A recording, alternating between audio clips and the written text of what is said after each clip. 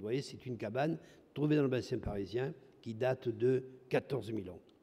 Et puis alors, une nouvelle étape, au 7e millénaire, les hommes, dans toute leur Asie en Afrique, rompent l'équilibre avec la nature. Ils deviennent agriculteurs et pasteurs. Ils ne vivent plus simplement de cueillette, de chasse et de pêche, mais ils deviennent producteurs de nourriture, agriculteurs et pasteurs. Par exemple, ça se passe en Anatolie.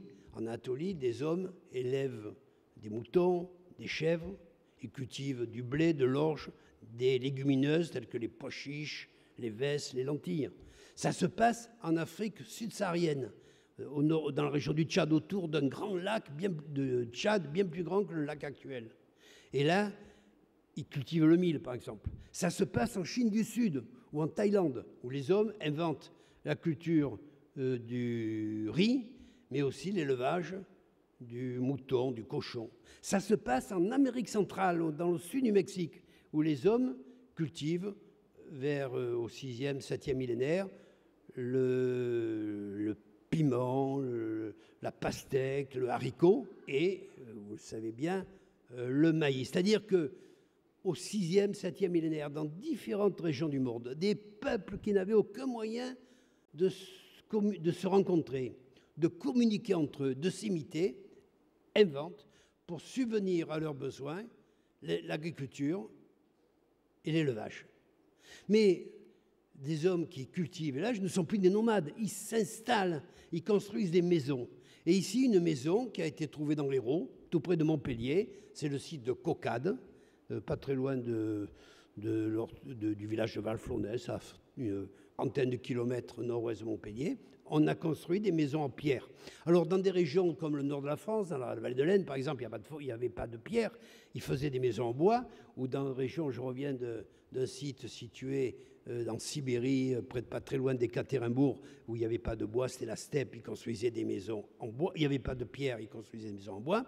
Par contre, dans l'Hérault, près de Montpellier, il y a beaucoup de pierres, ils construisaient des maisons en pierre. Mais ces hommes qui avaient inventé la culture, qui avaient inventé l'élevage, vivaient avec leurs moutons. Et à l'intérieur de ces maisons de pierre, nous trouvons des outils, des poteries, mais nous trouvons aussi des excréments de brebis, des petits cristaux qui se forment dans l'intestin des brebis, car les hommes vivaient avec leurs brebis dans leur maison.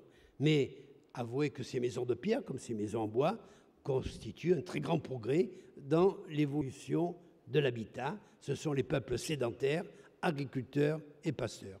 Et je voudrais vous présenter la reconstitution d'un habitat qui a été trouvé dans la région de Nice. C'est le site de Caucade, qui a été trouvé d'ailleurs, le site de Caucade, c'est à l'ouest de Nice, sur les pentes, sur les collines à l'ouest de Nice, entre la vallée du Var et la ville de Nice, où il y a une certaine époque, on a construit des immeubles et des travaux d'urgence ont été faits. On a trouvé de nombreux sols d'occupation de ces premiers peuples néolithiques, de ces premiers peuples agriculteurs du bassin méditerranéen. Ils élevaient des moutons, ils élevaient des chèvres, et ils inventent de nouvelles technologies, des meules et des molettes pour écraser le blé, pour écraser le grain, pour faire de la farine.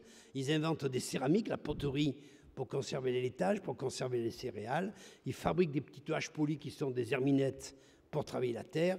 Ils ont des fusailloles qui leur permettent Ils avaient beaucoup de laine, leurs moutons fournissaient la laine. Ils inventent le filage et très rapidement le tissage. C'est l'histoire de l'habitat des hommes préhistoriques. Et aujourd'hui, messieurs les promoteurs, messieurs les constructeurs, vous êtes les héritiers de ces peuples qui, depuis 2,5 millions d'années, se sont stabilisés, ont installé des campements, d'abord des simples campements de base, puis de véritables cabanes, puis des cabanes organisées comme dans le Lazaret où il y a un aménagement de l'espace intérieur, puis des campements qui permettent de résister au froid quand l'homme veut s'installer sur le sol gelé permanent, et puis lorsque l'homme devient agriculteur et pasteur, des campements solides, des campements de base où l'on peut vivre de nombreuses années. Ce sont les premiers villages, les premières villes de notre histoire. Et vous prolongez, vous avez amélioré les techniques de l'habitat. Je vous remercie.